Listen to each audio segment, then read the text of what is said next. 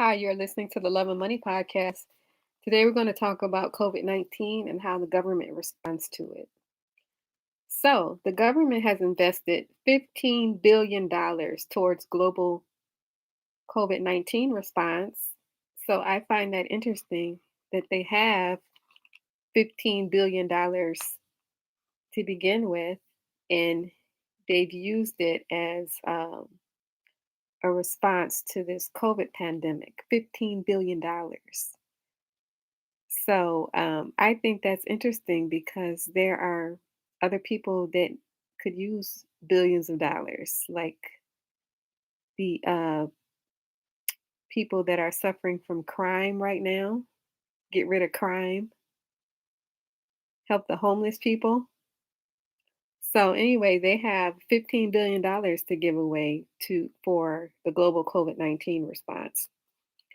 So far, COVID-19 has killed 4.5 million people, and according to data from the Johns Hopkins University, the United States death has crossed 675,000 people on Monday, and there are 1,900 fatalities per day.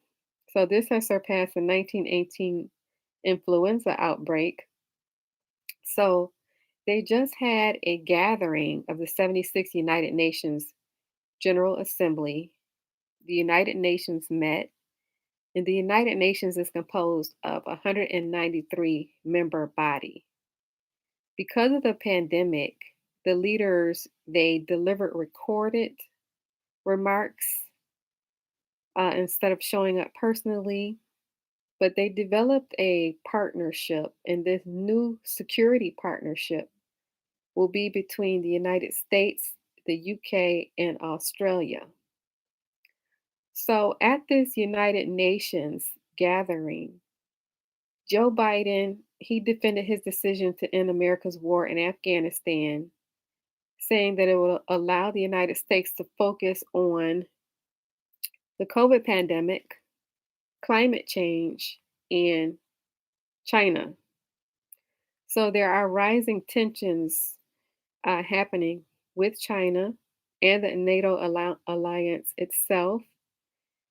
With the ending of the war in Afghanistan, after the suicide bomb that happened because of the terrorist group ISIS K, which killed 13 U.S. service members, the Pentagon admitted that they made a mistake. They used a drone in Kabul that killed 10 civilians and up to 7 children.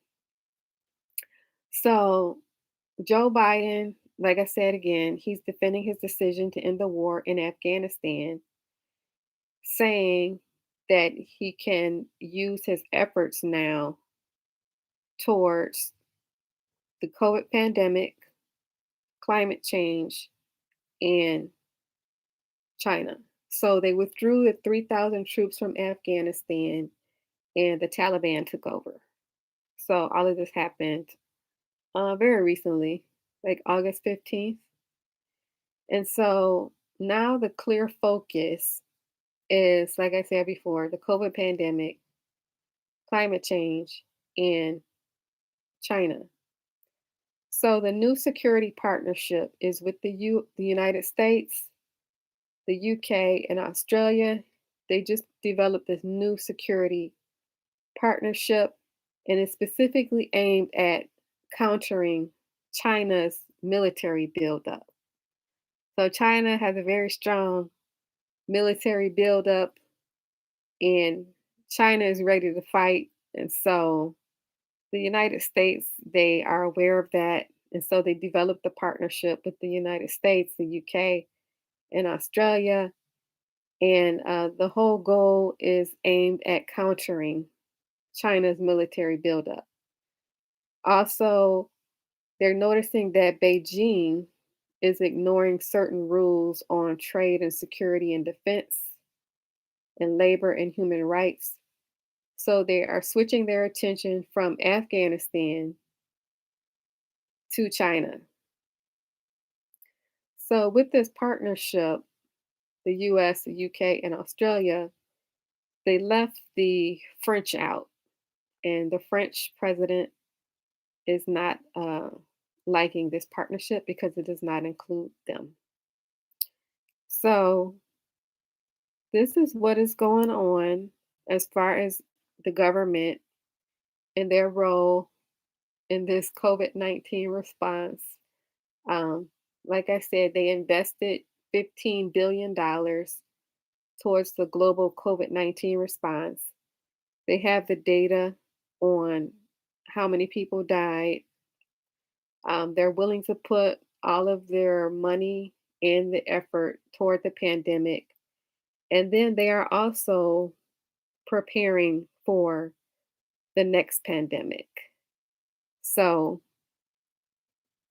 this pandemic that we have right now, they foresee that there will be a future pandemic, which I find to be very interesting. So, this is the Love of Money podcast with Shakira. If you like this podcast, please share it with one other person. And please hit the like and subscribe button. It helps the algorithm. Thank you for listening.